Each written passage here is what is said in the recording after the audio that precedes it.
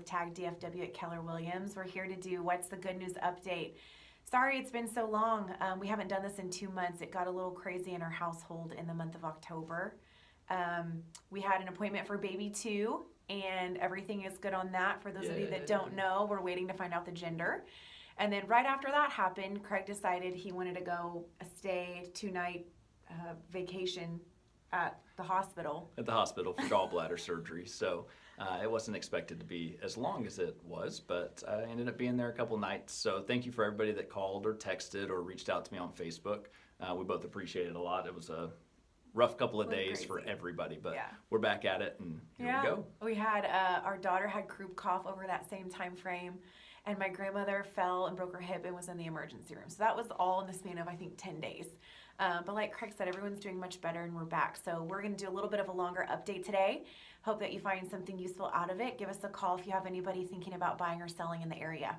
So the first 2 things we want to jump in and talk about are new developments. One is going to be in Farmers Branch. It's called Mercer Crossing. It's at 635 in Luna, and it's a mixed-use development, retail and residential, that's coming in. They're going to have about 660 homes starting at $300,000. The other big development is happening off of 35W and 407 in North Lake. There are 6 different builders that have pulled together to acquire over 1,100 acres of space. It's called Pecan Square, and there's going to be 3,000 homes over in that development when they're done, ranging from $270,000 to $500,000, and they're expecting that development to take between 10 and 12 years to finish out. Next topic we want to touch on is airport related. So our beloved Southwest Airlines, headquartered here, has just done their inaugural flight on their new airplane, the 737 Boeing Max.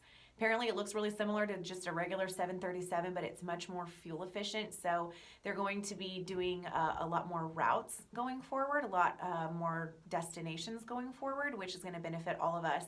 In the next 10 years, they're hoping to replace 50% of their fleet with this new plane. So keep an eye out for that.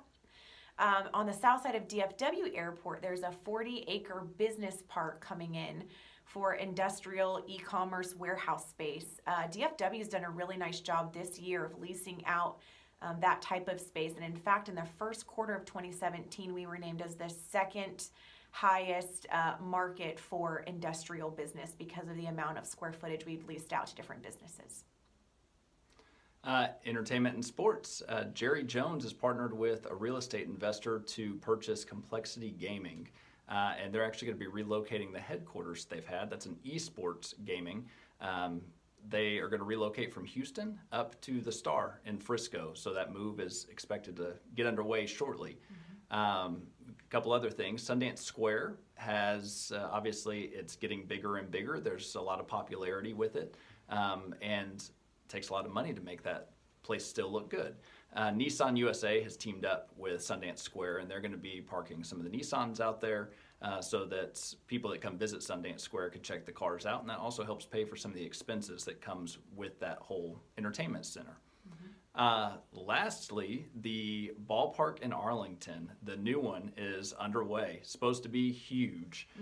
Also have a retractable roof. It's going to be pretty neat and expected to be ready by 2020. And then they're building out the entire area around the ballpark, the entertainment district, and it's supposed to be the second largest entertainment district in the U.S. with right behind Las Vegas. So that's pretty crazy that that's coming to the Metroplex. But we're excited, and it's a $1.1 billion project that they're doing right there in Arlington. Huge. So it's going to be really interesting to see what comes up between that corridor of downtown Fort Worth and Dallas for them. Very cool. Last 2 bits of information, just an update on Amazon. I know everyone's been watching that. You know, we're on the short list, but in the past month, what actually had happened are the 2 large chambers of Dallas and Fort Worth combined efforts because 12 North Texas cities actually put together proposals, and they proposed between 30 and 50 sites for this location to come in, HQ2. So they joined efforts to try to streamline our bid a little bit, and a lot of eyes are on that. Apparently we have really good chances, and we'll wait to see where it lands. But there were site proposals, Fort Worth to Red Oak to Rockwall. I mean, they were all over the place. So everybody wants it. Everybody wants it. That's right. And lastly, there was a report that just came out from U.S. World News that actually listed the best places to retire in the United States. Of the top 12 cities, 6 of those were actually in Texas, and DFW is number 11 right now. So for those of you that are wanting to stay for the long term, it's not such a bad idea. And that's all we have for That's all we today. got. Yeah. So thanks for tuning in. Thanks again for all of your well wishes. Please let us know if we can help any of your friends and family. We'll post our contact information after this video, and we look forward to catching up next month. Thanks. Thank y'all very much. Have a good one.